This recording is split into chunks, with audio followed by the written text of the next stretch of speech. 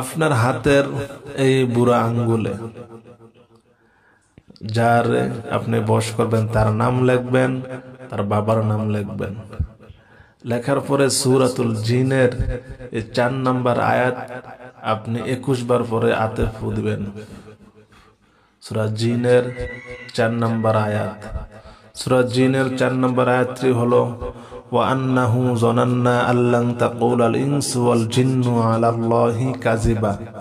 আমি ডিসপ্লেতে আপনাদেরকে লিখে দিব।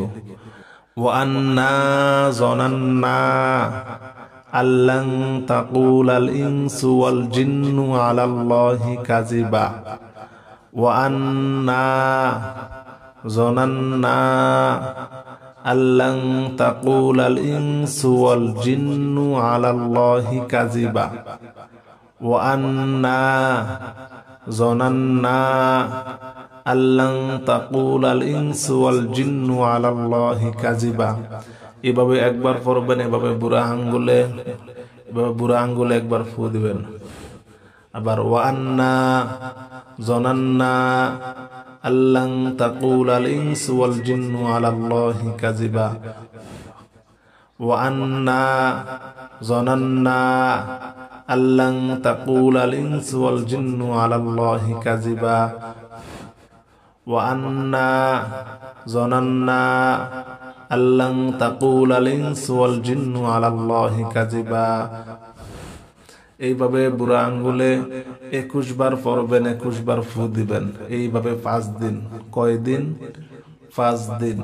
বুড়া আঙ্গুলে তার নাম, তার বাবার নাম লিখবেন। তারপরে সূরাতুল জিনের 4 নম্বর আয়াতটি আপনি 21 বার পড়বেন, হাতে 21 বার ফু দিবেন।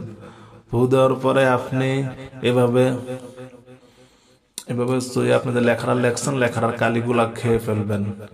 ইনশাআল্লাহ যে দুনিয়ার যে কোনো জায়গায় থাকুক আপনার জন্য পাগল হয়ে সে আপনার কাছে চলে আসবে, আপনার কথায় উঠবে এবং আপনার কথায় বসবে। সম্মানিত আমার দ্বীনী ভাই বোনেরা, কোরআনের শক্তিশালী ও পরীক্ষিত ভিডিওগুলা পেতে আমার এই চ্যানেলটি অবশ্যই সকলে সাবস্ক্রাইব করে রাখবেন। আর যারা করেছেন আপনাদেরকে অসংখ্য ধন্যবাদ। আজ এই পর্যন্ত। আসসালামু আলাইকুম ওয়া রাহমাতুল্লাহি ওয়া বারাকাতুহু।